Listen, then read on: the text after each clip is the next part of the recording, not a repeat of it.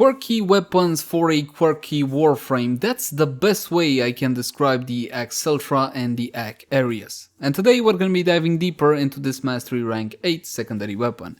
As always, my name is Leyzar and I got a cheap build for you, something affordable that most players should be able to build. But of course we also have the quote-unquote endgame setup with the Riven. That said, please keep in mind that my builds and guides take a new player friendly approach. I like to take my time and explain a lot of the aspects that veteran players should already be accustomed to. So in case you're a veteran, please, bear with me. And with that out of the way, let's jump into the Akarius. Let's begin by outlining the weapon's mechanics before we get to mods, builds and all of that good stuff. The Akarius are a pair of burst pistols that will be releasing these rockets of sorts, and they have the ability to lock on to your target so you can aim well enough away from your target and still get direct contact, but within 15 degrees. So if you go too crazy with the aiming, you're not going to be able to get that lock on feature to trigger. That said, if the projectiles fly at least 10 meters, they're gonna arm and detonate upon impact in a 5-meter explosion, and the area of the explosion cannot be increased with fulmination because the mod cannot be equipped on the weapon for some blasted reason. Also for some blasted reason, you're limited by ammo, heavily limited by ammo. You get 30 total ammo and per shot you're gonna be consuming 2 ammo, so effectively 15 shots before you are completely bone dry. Hold on, there's more. The projectiles lock onto the torso section of your target. Even from point blank range like this, I still cannot get a headshot if my life depended on it. And you know what?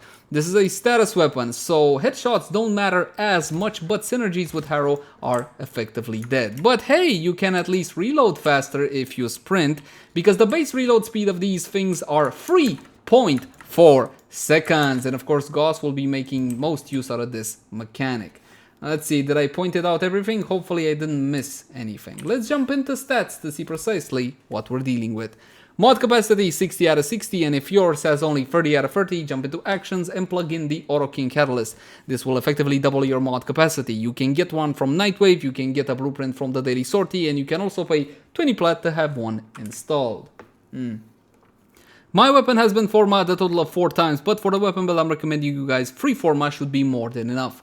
The Akarius does come with 2 default polarities, and it's gonna be 2 Naramon symbols for your prime heated charge or your 90 mods. You're gonna make use out of these because, what do you know, we don't have crit on the weapon. The accuracy is 26.7.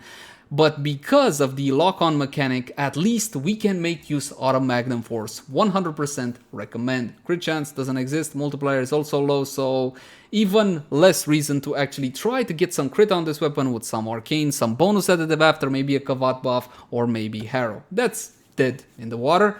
Fire rate a bit sluggish at 4.25, a magazine of 10 but effectively 5 shots. Reload 3.4 seconds, please remember to sprint while reloading, and the Riven disposition 3 out of 5, smack in the middle for any brand new weapon. Status chance is pretty good, 28% trigger burst, but it's gonna act more like a semi-weapon in actual practice, and we got impact and blast as the only damage on the weapon. If the mechanics weren't enough, you got impact and blast to contend with, and you know what, impact and blast are fantastic for applying crowd control, but that's about it for the most part. Anyway, let's jump into a standard build and see what the weapon is capable of. And we got damage with Hornet Strike as well as Magnum Force, multi-shot with Battle Diffusion, Lethal Torrent, 290 mods and 260 mods. Now of course you can make whatever elemental combo you have, and you should do so depending on your own circumstances. Where are you going and who are you shooting? I'm gonna be shooting Corrupted Heavy Goons, and against them Corrosive is the way to go. But perhaps you're going down to Fortuna to fight the Corpus, for example.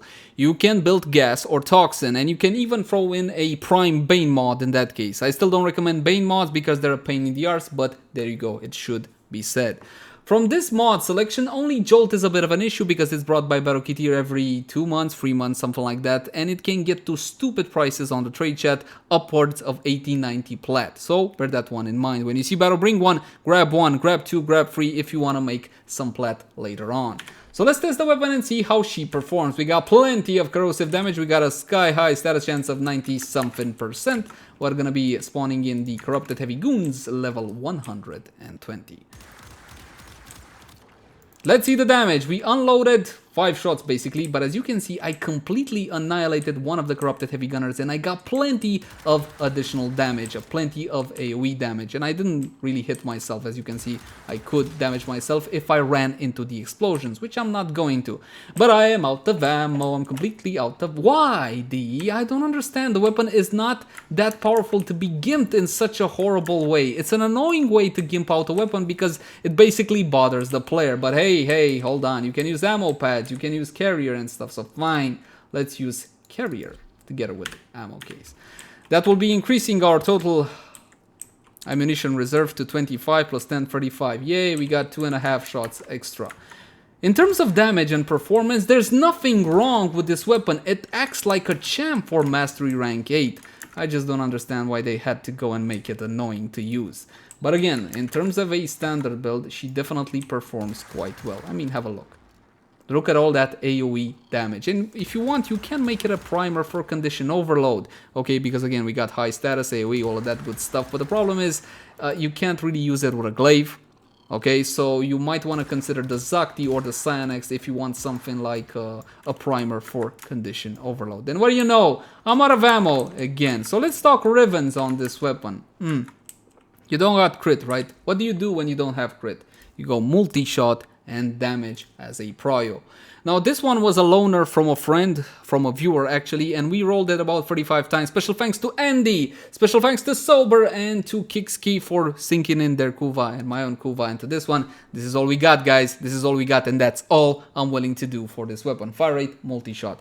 Ideally, multi-shot damage with a harmless negative. An element can work in there as well, as long as it works in your favor and what kind of element you want to build on it. Now let's see performance with a Riven. Will it be better? Of course it's bloody better. It's a dispo free. It's not gonna be insanely better, and it's not really gonna do anything for the downsides or the shortcomings of this weapon, but as you can see, you can absolutely annihilate high-level targets. Take a look at that. Beautiful. Again, damage is not a concern. Power is not a concern. Concern lies in the stupid ammo. Why do you choose to limit a weapon in this matter? I will never understand. But hey, one more thing that we can do, right? Carpet Bomb with Lady Mirage Prime. I would say Harrow. But we already talked about that problem. Now what is Milady? Here we go. For Mirage Prime, we're going to be using an aura. It's going to be Pistol Lamp for 27% extra damage to secondary weapons like Su. You can use Corrosive Projection against Grenier, which is guaranteed to give you better results, but Pistol Lamp will grant its benefit regardless of your target. When it comes to arcanes, this one becomes a bit of a debate, because you might say something like go straight for arcane precision, right? Unfortunately, this one triggers off of headshots, and getting consistent headshots with this weapon becomes a bit of a chore, so I'm not really recommending it. Don't get me wrong, you can still get headshots by carpet bombing, by jumping on top of your targets and from the AoE explosions, but it's definitely not consistent. Speaking of not consistent, Arcane Awakening, you can go for this one. It's the discounted version of Precision. 40% chance on reload, but unfortunately the reload time on the weapon is fairly lengthy, especially if you're not Gauss and especially if you're not sprinting, but again, this is an option. Let's try to give it crit. Shall we? Let's try. At least we're gonna go with 2 Arcane Avengers are free. Considering all the shortcomings of the other choices, we're gonna go with 2 Arcane Avengers are free. 60% critical chance boost bonus additive after when both of them are up. And we also got 6% on the base, so it's gonna go to 66%, and we're also gonna be equipping a bit of critical damage with Prime Target Cracker. Now let's see if that actually makes a difference or not. Now don't get me wrong, my friends, you're gonna see fantastic damage, but that's because of Lady Mirage Prime. We're gonna be using her third ability for a fantastic damage increase, as well as the lovely clones. And now we're ready to Carpet Bomb. And as you will see, the damage is absolutely phenomenal, but I'm still not getting that many critical strikes on the target, because even with 2 Arcane Precisions up, I'm only going to 66%. And let's wrap up this review, shall we? This is not a weak weapon, definitely not. It's a quirky weapon, it's a gimmicky weapon, and it's a fussy weapon. It's up to you to decide if you can overcome all of these shortcomings that the weapon does have. Perhaps you want something that can simply lock on to the target. You can look at the Cyanex, or you can go for this one as well. I don't dislike the weapon, I just don't understand why it had to be gimped in such a fashion. As always, my name has been Leyzar. Thank you guys so much for watching. Like, favorite, share, and subscribe if you enjoy the content. If you got any sorts of feedback for me, I would love to read it in the comment section down below. Also in the comment section down below if you guys want to suggest a particular review or piece of content. Now I can't exactly promise you that it will be done by next time or even within a week, because these things can take a bit of time to make, but what I can promise you is that I will be reading through each and every comment. You can also find me on Twitch, Facebook, Twitter, all the usual places. Until next time, my friends, bye bye.